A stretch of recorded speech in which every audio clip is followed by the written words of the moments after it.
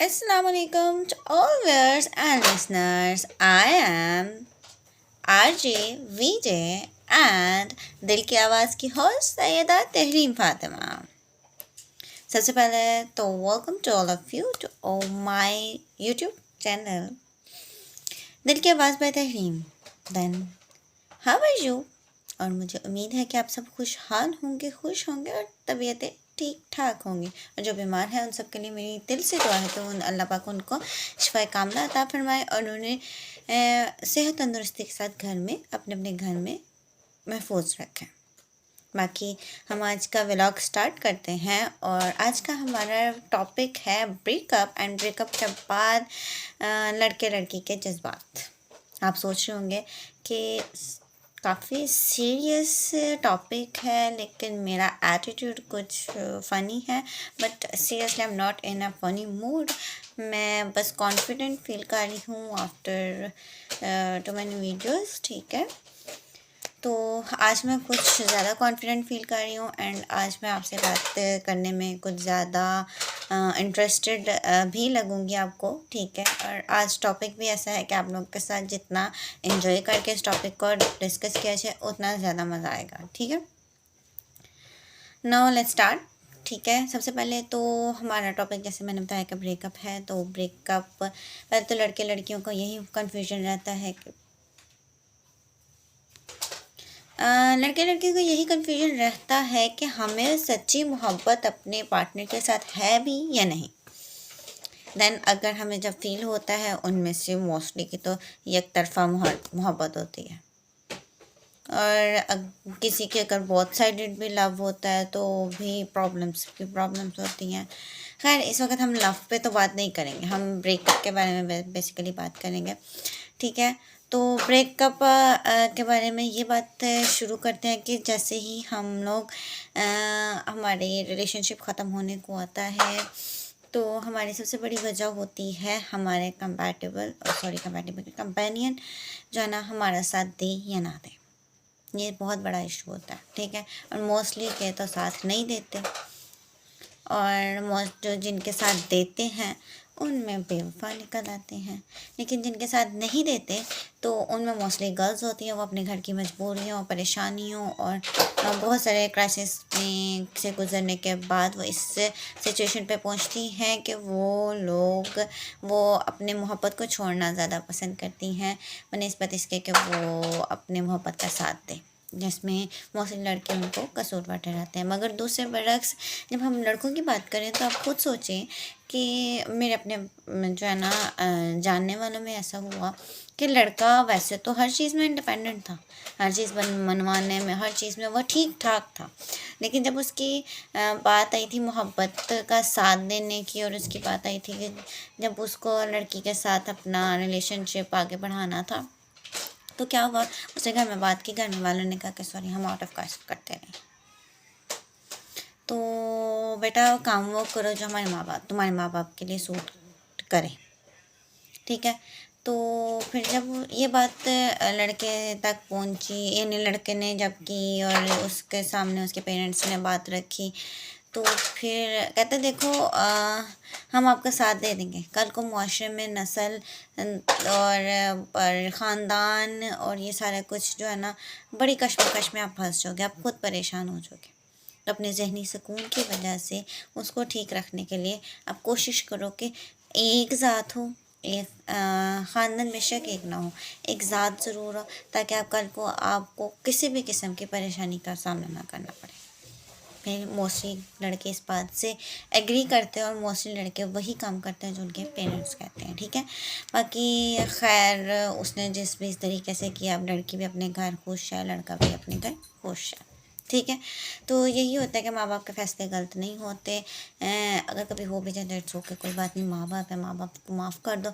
कल को उसका अजर हमें क़यामत के रोज़ ज़रूर मिलेगा. ठीक है, बाकी बात करते हैं हम आफ्टर कंडीशन की. ये तो ब्रेकअप्स की कुछ चीज़ें हो गई ना, कंडीशंस हो गई. कभी लड़की नहीं मानी, कभी लड़का नहीं, कभी लड़के के घर वाले नहीं माने, कभी लड़की के घर वाले नहीं माने, कभी दोनों से टाइम पास कर रहे थे एक्सेट्रा एक्सेट्रा, वो ख़त्म हो गया.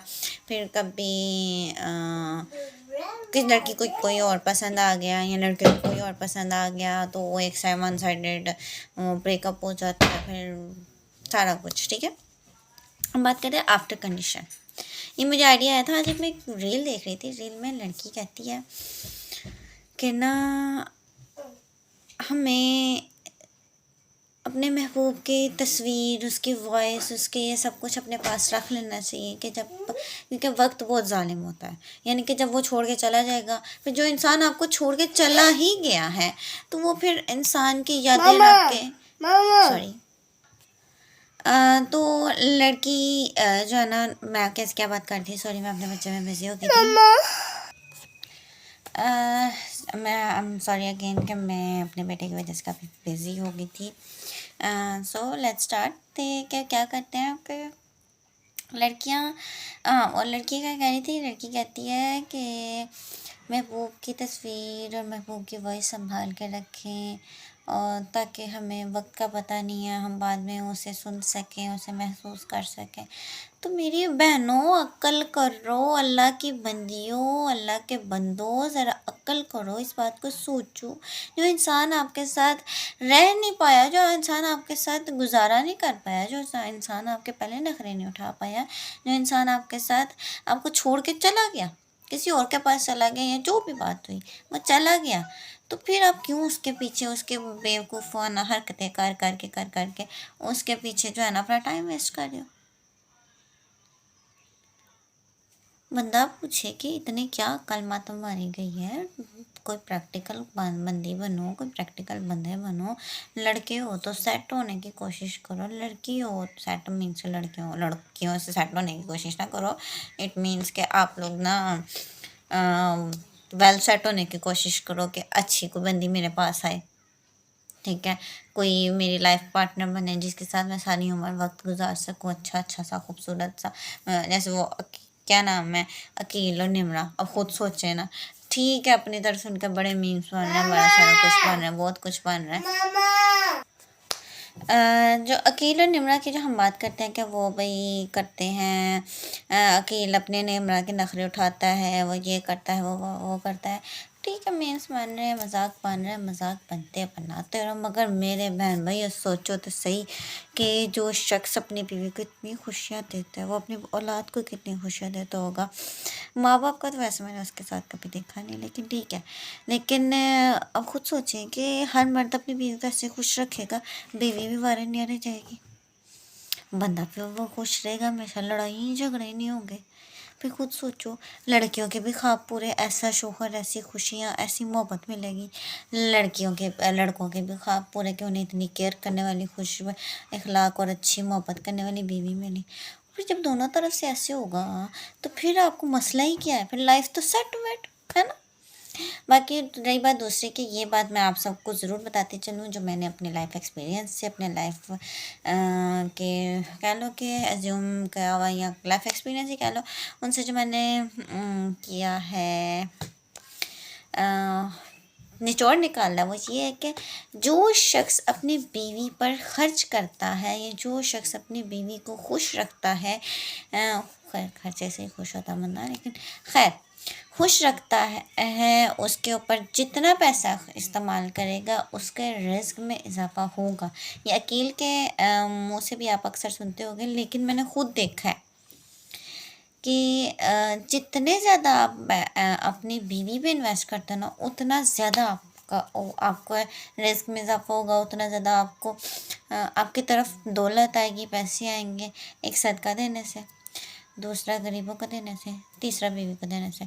अब बीवी ने औथेरा पा लियो एक बात ध्यान रखना कि बीवी को सदका और खरात और इन सारी चीज़ों में डालना। बीवी के अलग पॉकेट मनी होती है, बीवी के हकूक़ अलग होते हैं, बीवी को ये, लेकिन बीवी में अपनी माँ को इग्नोर मत करना।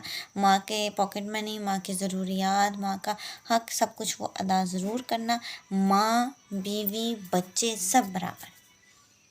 बीवी को ज़रा ज़्यादा टाइम चाहिए होता है क्योंकि उसके बहुत सारे ख्वाब होते हैं, उन्होंने उसे उन ख्वाबों को पूरा करना होता है। तो ज़रा मैं वो ब्रेकअप से किधर पहुंच गई हूँ। मैं कंडीशन की बात बता रही थी कि बहुत से लड़कियां जो है ना, इस बात पे आ जाती है कि हम नहीं रह सकते। और मेरे बहन भैया, सिर्फ एक कितनी देर, एक दिन तो कम बनता है ना। एक दिन के बाद इंसान नॉर्मल होता है। ब्रेकअप ही है ना, इट्स ओके, चला गया छोड़ के, याद है। और यार मेरी बात सुनो, अगर कोई मर जाता है ना तब तकलीफ होती है, कोई 3-4 दिन इंसान जो है ना रो रो के बुरा हाल करता है, लेकिन उसके बाद 3-4 दिन भी नहीं, मुसलसल रो रो के ना तो कोई 2 दिन कुल ख़त्म, तो उसके बाद इंसान के में सब्र आ जाता है। ठीक है, याद आती है, वक्त ब वक्त रोना आता है, लेकिन जो मैंने तो ऐसे से लोग देखे हैं, अब खुद सोचें कि वो लोग जो है ना करते हैं, क्या नाम है उसका ना, रोना ही पिटना डाल के बैठ जाते हैं। वो ऐसे कर रहे होते हैं कि भाई फोतकी पे वाले घर या फोतकी में इतना नहीं रोते अपना कोई सगा मर जाए, बल्कि वो ब्रेकअप के बाद रो रहे होते हैं। वही थोड़ी थोड़ी देर बाद उनके मुँह वो डिप्रेशन में चले जाते हैं, एनजाइटी में चले जाते हैं, स्ट्रेस हो रहा होता है उन्हें, फिर उन्हें बहुत ज़्यादा उनकी जो बीमारियां हो जाती हैं। हम खुद खुशी कर लें, ये मेरे बहुत पॉइंट मैंने बहुत बोलना था, मैंने बहुत देखा हुआ है। हम भाई मरने वाले हैं, हमें सुसाइड करने वाले हैं, हमारी ज़िंदगी ख़त्म हो गई है, हमारी ज़िंदगी इसके बाद है ही नहीं कोई, हमने तो बस अब बस ख़त्म हो गया, मर जाना है। वैसे उन्हें मौत का कहो ना तो वो डर के कांपने लग जाते हैं। लेकिन जब ये वक्त आता है ना महबूब से जुदाई के बाद का, फिर उनका एक ही बात होती है कि अब हमने नहीं जीना, अब हमने मर जाना है, हमसे जिया ही नहीं जाना। तो मेरे प्यारे बहन भाइयों, मौत तो अल्लाह के हाथ में है ज़िंदगी। तो एवें तुसी सीधे पुठी अपने हाथ बांह लत्त फसाई जा रहे हो इस पासे, तो please chill chill, boys girls life chill करो, एंजॉय करो। और मुझे अपनी दुआ में याद रखना है, मैं बहुत ही लंबी बातें करी जा रही हूँ जो अच्छी नहीं है, लेकिन खैर मुझे अपनी दुआ में याद रखना। एंड सेकेंडली, और ये छत पे कौन आ गया, लेकिन मुझे उधर भी देखने जाना होगा। सेकेंडली मैंने ये कहना था कि प्लीज़ ब्रेकअप के बाद एक दिन का गम होता है, उसके बाद बोले क्या क्या करो, खसमानु खा वड़ बैके से मुराद इतनी कोई गलत अब्यूज़ लैंग्वेज मत सुनना। वर्ड बैगे से मुराद जो मेरे सेंस में या इन सारी चीज़ों में, मुझे तो अब जाके उसका मतलब पता लगा, अल्लाह माफ़ करे। मतलब इस सेंस में आया था कि तोड़ फिटे, ठीक है। अब उसमें में लेना मेरे वर्ड्स को या इसको गलत लाइन में मत लेना, ओके। देन चिल करें, लाइफ बहुत छोटी सी है, अगर आप अल्लाह के अहकामात के मुताबिक ने उसे पूरा करेंगे तो वेल एंड गुड, अगर लेकिन आपका लिए थोड़ी सी कॉम्प्लिकेशंस होती है, अल्लाह पाक के अहकामात आपको थोड़े मुश्किल लग रहे होते हैं, देन आप सिर्फ रिलैक्स सुकून के लिए तो है ना, आप ऐसा करें कि आप सिर्फ छोड़ के ना नेक्स्ट ही ट्राई करना है, कोई बात नहीं, नेक्स्ट ट्राई करेंगे, नेक्स्ट सही कोई ना कोई तो लम्बे की ना हो जाए। खैर मुझे दुआ में याद रखना, बाकी अपना ख्याल रखें, अल्लाह हाफ़िज़।